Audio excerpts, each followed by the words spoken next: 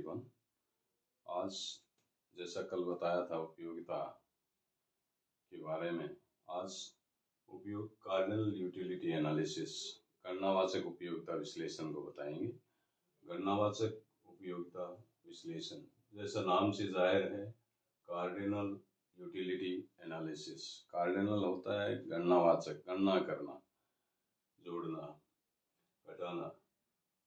तो इस गणनावाचक उपयोगिता जैसे नाम से जाहिर है कि उपयोगिता को गणनावाचक संख्याओं में व्यक्त किया जा सकता है। इस कार्डिनल यूटिलिटी एनालिसिस सर्वप्रथम प्रोफेसर एल्फ्रेड मार्शल ने अपनी पुस्तक प्रिंसिपल्स ऑफ इकोनॉमिक्स में किया था, जो 1890 में प्रोफेसर मार्शल ने लिखी थी। उस पुस्तक के अंदर प्रोफेसर मार्शल ने उपयोगिता को गणनावाचक माना। उन्होंने बताया कि किसी पदार्थ से जब हम कोई उपयोगिता प्राप्त करते हैं, कोई वस्तु, किसी सेवा इत्यादि का हम उपभोग करते हैं, तो उससे प्राप्त उपयोगिता को गणनावाचक इकाइयों में मापा जा सकता है। जैसे X वस्तु या A वस्तु, या जैसे किसी सेब का उपभोग करने से हमें उपयोगिता प्राप्त हुई 4 इकाई के बराबर, दूसरे सेब का उपभोग करने से हमें उपयोगिता प्राप्त हुई 3 इकाई के बराबर, 2 सेब का उपभोग करने से हमें 7 इकाई के बराबर उपयोगिता प्राप्त हुई। अर्थात उपयोगिता को जोड़ा जा सकता है, उपयोगिता का गणनावाचक माप संभव है। प्रोफेसर मार्शल ने कार्डिनल यूटिलिटी एनालिसिस किया अपनी पुस्तक प्रिंसिपल्स ऑफ इकोनॉमिक्स में, जो 1890 में लिखी। प्रोफेसर मार्शल ने law of diminishing marginal utility दिया। कार्डिनल यूटिलिटी एनालिसिस करने के बाद उन्होंने घटती सीमांत उपयोगिता सिद्धांत का प्रतिपादन किया। घटती सीमांत उपयोगिता जैसे मैंने बताया था, किसी पदार्थ की अतिरिक्त इकाई का उपभोग करने से कुल उपयोगिता में जो अंतर आता है, कमी या वृद्धि होती है, उसको सीमांत उपयोगिता कहते हैं। तो law of diminishing marginal utility जो अर्थशास्त्र के अंदर एक महत्वपूर्ण कॉन्सेप्ट है, घटती सीमांत उपयोगिता का नियम। घटती सीमांत उपयोगिता का नियम क्या है? सर्वप्रथम इस नियम का प्रतिपादन प्रोफेसर एल्फ्रेड मार्शल ने किया। Professor Fisher, professor Pigou, professor Robertson इत्यादि ने इस नियम के अंदर उनका सहयोग दिया, प्रोफेसर मार्शल का सहयोग दिया। ये उन्होंने बताया कि उपयोगिता का गणनावाचक माप संभव है। इस सिद्धांत की व्याख्या करते हुए प्रोफेसर मार्शल ने बताया कि उपयोगिता का गणनावाचक माप संभव है। उपयोगिता की गणना की जा सकती है। जब हम किसी वस्तु या सेवा का उपभोग करते हैं, तो उससे जो हमें उपयोगिता प्राप्त होती है, उसको गणनावाचक संख्याओं में व्यक्त किया जा सकता है। उसको 1, 2, 3, 4 इकाइयों में व्यक्त किया जा सकता है। तो इकाई की जगह ये प्रोफेसर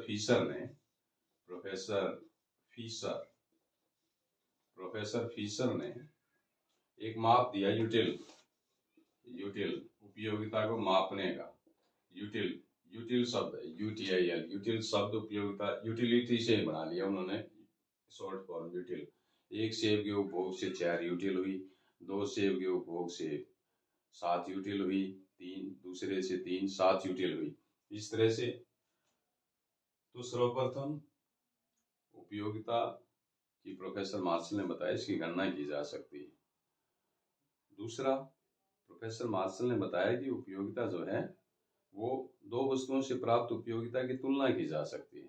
जैसे सेब का हम उपभोग करेंगे, एक सेब से हमें 4 यूटिल प्राप्त हुई। संतरे का हम उपभोग करेंगे तो संतरे से हमें 5 यूटिल प्राप्त हुई, 5 इकाई प्राप्त हुई।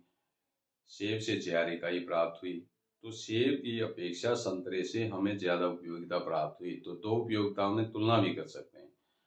उपयोगिता पहला तो गणना की जा सकती है, इकाइयों में व्यक्त कर सकते हैं किसी वस्तु से प्राप्त उपयोगिता। दूसरा, 2 वस्तुओं से प्राप्त उपयोगिता की तुलना कर सकते हैं। तो ये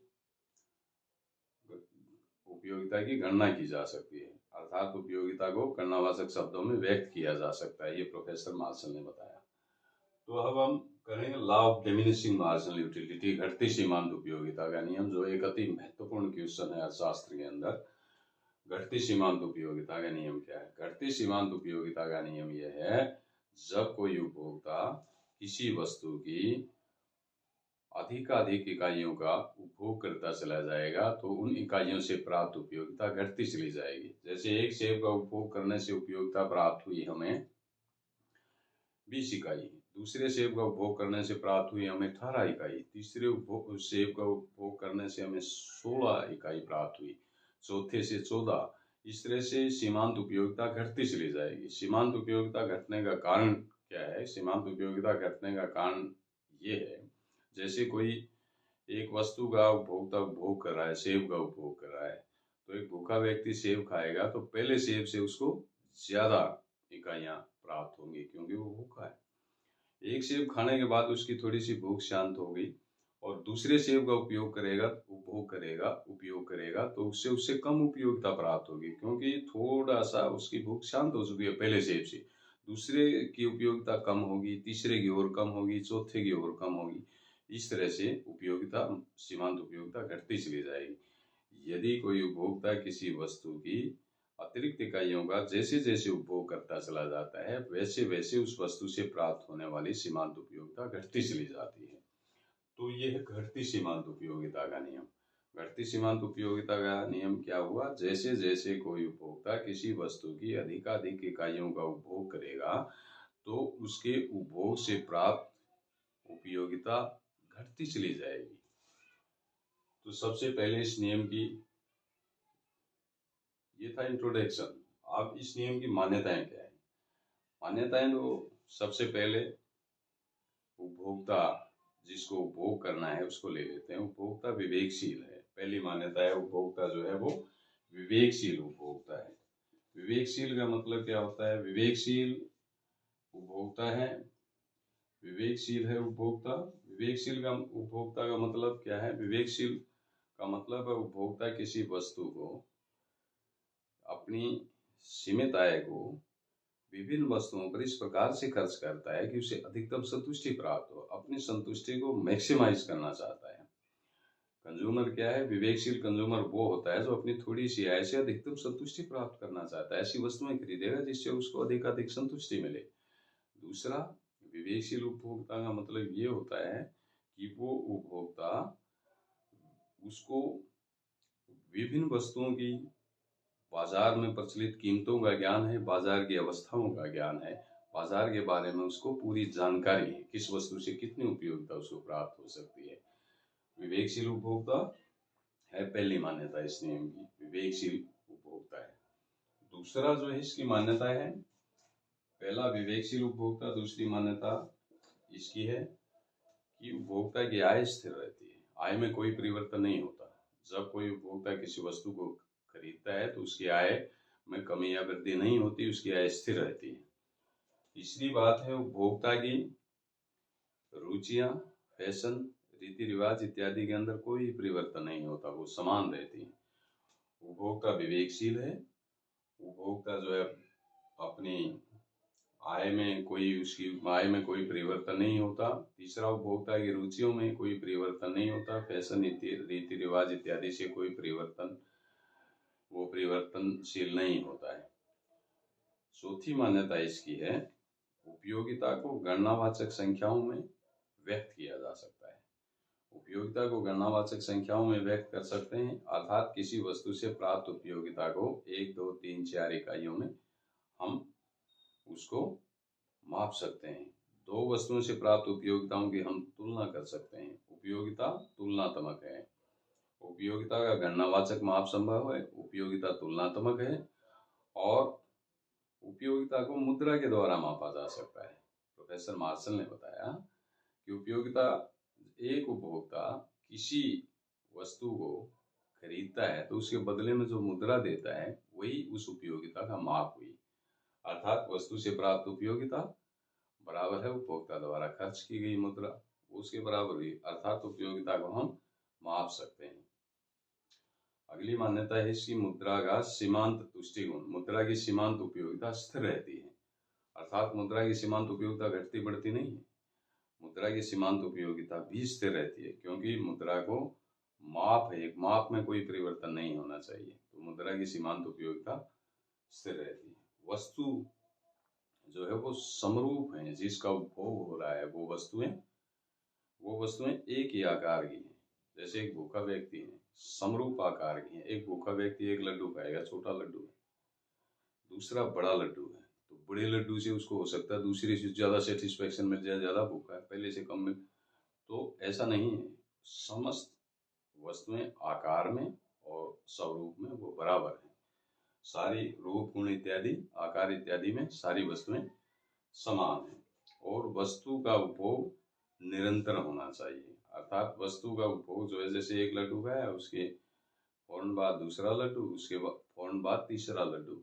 ऐसा नहीं है कि एक लड्डू हमने सुबह खाया और दूसरा लड्डू हमने दोपहर को खाया, तो उसके अंदर हो सकता है वो दूसरा लड्डू जब वो भोग रहा है तो पहले की अपेक्षा ज्यादा उपयोगिता दे दे। ऐसा नहीं है, उपभोग लगातार होना चाहिए, अर्थात उपभोग में निरंतरता होनी चाहिए, लगातार किसी वस्तु का उपभोग होना चाहिए। ये इस नियम की मान्यताएं। तो ये कौन सी मान्यताएं हुई? सबसे पहले उपभोक्ता विवेकशील है, दूसरा उपभोक्ता की आय स्थिर रहती है, तीसरा वस्तु वस्तु की तीसरा उपभोक्ता की फैशन रीति रिवाज इत्यादि के अंदर कोई परिवर्तन नहीं होते, उपयोगिता का गणनावाचक माप संभव है, उपयोगिता की तुलना कर सकते हैं, मुद्रा जो उपयोगिता को मापने का साधन है उसका सीमांत उपयोगिता स्थिर रहती है, वस्तु की कीमतों में कोई परिवर्तन नहीं होता, वस्तुएं समरूप आकार की हैं, रूप गुण आकार में बराबर है, वस्तु का उपभोग निरंतर हो रहा है। तो ये इस नियम की मान्यताएं हैं। तो इस नियम की व्याख्या करते हुए प्रोफेसर मार्शल ने बताया जैसे जैसे किसी उपभोक्ता के पास किसी वस्तु के स्टॉक में वृद्धि होती है तो उससे प्राप्त होने वाली संतुष्टि कम होती चली जाती है। जैसे जैसे वस्तु का स्टॉक बढ़ेगा वैसे वैसे उस वस्तु की उपयोगिता गिरती चली जाएगी। जैसे ये हुआ यूनिट ऑफ एक्स वस्तु, मान लीजिए कोई एक्स वस्तु है जिसका कोई उपभोक्ता उपभोग कर रहा है, तो एक्स वस्तु की एक इकाई, दो इकाई, एक इकाई का उपभोग करने से उसको प्राप्त हुई उपयोगिता 25 यूटिल, दूसरी इकाई का प्रयोग करने से 20 यूटिल घट गई ना, तीसरी इकाई का प्रयोग करने से 15, चौथी इकाई का उपभोग करने से 10, पांचवी इकाई का उपभोग करने से 5 यूटिल। ये उपयोगिता लगातार घटती आ रही है और छठी इकाई का उपभोग करने से उसको कोई उपयोगिता प्राप्त नहीं होती, जीरो उपयोगिता प्राप्त होती है। ये इसको हम कहेंगे पूर्ण संतुष्टि बिंदु। पूर्ण संतुष्टि बिंदु, ये पूर्ण संतुष्टि बिंदु है। उपभोक्ता यहाँ पर पूर्ण रूप से संतुष्ट हो गया है उस वस्तु का उपभोग करके। अगर और ज्यादा उपभोग कर लिया तो उसकी जैसे -5 होगी, उसकी घट जाएगी सीमांत उपयोगिता। किसी वस्तु का ज्यादा उपभोग करने से पेट में गड़बड़ वगैरह होने की शिकायत है, माइनस में चली जाएगी, और ज्यादा करेगा तो और ज्यादा माइनस में चली जाएगी। तो ये हुआ इसका, एक्स वस्तु का उपभोग करने से सीमांत उपयोगिता पहले 25 यूटिल, दूसरी का उपभोग करेगा तो 20, तीसरी का, लगातार सीमांत उपयोगिता कम हो रही है और एक ऐसा पॉइंट आ गया जहाँ वस्तु का उपभोग करने से कोई उपयोगिता प्राप्त नहीं होती। ये पूर्ण संतुष्टि बिंदु है। अगर उससे आगे करेगा तो उपभोक्ता को दिक्कत होगी और ये संतुष्टि जो है ये मार्जिनल यूटिलिटी माइनस में चली जाएगी। इसको हम डायग्राम द्वारा भी सिद्ध कर सकते हैं। यहाँ पे इकाइयाँ 1 2 3 4 5 6 7, यहाँ पे होगी मार्जिनल यूटिलिटी। पहली इकाई का उपभोग करने से 25, दूसरी इकाई का उपभोग करने से 20, तीसरी इकाई का उपभोग करने से 15, चौथी इकाई का उपभोग करने से 10, पांचवी इकाई का उपभोग करने से 5, छठी इकाई का उपभोग करने से 0, सातवीं इकाई का अगर उपभोग करेगा तो -5 आ जाएगी, उसकी सीमांत उपयोगिता घट जाएगी। तो ये हुआ law of diminishing marginal utility. ये यूटिलिटी क्यों घटती है मैंने उसका कारण बताया। प्रोफेसर मार्शल ने सबसे पहले घटती सीमांत उपयोगिता गणनावाचक उपयोगिता विश्लेषण करते हुए घटती सीमांत उपयोगिता के नियम का प्रतिपादन किया। प्रोफेसर पीसर, प्रोफेसर पिगू, प्रोफेसर रॉबर्टसन इत्यादि ये इन्होंने इस सिद्धांत को विकसित करने में प्रोफेसर मार्शल का साथ दिया। तो प्रोफेसर मार्शल के अनुसार उपयोगिता को गणनावाचक संख्याओं में मापा जा सकता है। दो वस्तुओं से प्राप्त उपयोगिताओं की तुलना की जा सकती है। मुद्रा के द्वारा उपयोगिता को मापा जा सकता है। मुद्रा का सीमांत तुष्टिगुण स्थिर रहता है। उपभोक्ता विवेकशील है। उपभोक्ता की आदतों, रुचि, रिवाजों, रीति रिवाजों इत्यादि के अंदर परिवर्तन नहीं होता। उपभोक्ता की आय स्थिर रहती है। वस्तु की कीमत स्थिर रहती है। वस्तुएं समरूप आकार की होती हैं। वस्तु का उपभोग निरंतर होता रहता है। और ये मान्यताएं हैं। इन मान्यताओं के आधार पर ये डायग्राम, एक वस्तु का डायग्राम हमने तैयार कर दिया और उसकी सीमांत उपयोगिता। ये बिंदु आगे, एक वस्तु का उपभोग करने से 25, दूसरी वस्तु का 20, तीसरी वस्तु का 15, A B C D E F G, इन बिंदुओं को अगर हम मिला दें तो ये मार्जिनल यूटिलिटी कर्व, सीमांत उपयोगिता कर्व आ गया। एक्स वस्तु का सीमांत उपयोगिता कर्व है ये। तो इसको हम मार्जिनल यूटिलिटी कर्व कहेंगे, जो गिरता हुआ है, जो इसका ढलान जो है वो गिरता हुआ ढलान है। अर्थात जैसे जैसे किसी वस्तु की अधिकाधिक इकाइयों का उपभोग किया जाएगा वैसे वैसे उससे मिलने वाला सीमांत उपयोगिता कम होता चला जाएगा। तो ये है law of marginal diminishing marginal utility. ये अति महत्वपूर्ण कॉन्सेप्ट इकोनॉमिक्स के अंदर है। गणनावाचक उपयोगिता विश्लेषण भी कह सकते हैं इसको, और इसको मैंने विस्तार से आपको बताया है। यहाँ टोटल यूटिलिटी भी आ सकती है। टोटल यूटिलिटी TUX की निकाल सकते हैं। पहले 25 हुई, फिर 25, 20, 25 और 20 45, और 45 और 15 फिर 60, और 10 फिर 70 हुई, और फिर 75 हुई, और फिर 75 रहेगी, और फिर 70 होगी। ये कुल टोटल यूटिलिटी ऑफ एक्स की, एक्स वस्तु की टोटल यूटिलिटी है। इसको कर्व के रूप में यहाँ बता सकते हैं। कर्व के रूप में भी इसको ऊपर बताया जा सकता है। तो ये यूनिट एक्स वस्तु का उपभोग करने से कैसे किसी वस्तु की सीमांत उपयोगिता लगातार किसी वस्तु का उपभोग करने से उत्तरोत्तर गिरती चली जाती है। ये सीमांत उपयोगिता का नियम है। कल दूसरा जो इनका नियम है वो है सम सीमांत उपयोगिता का नियम। इक्वल मार्जिनल यूटिलिटी लॉ है, law of equal marginal utility. उसको कल विस्तार से बताएंगे। Thank you.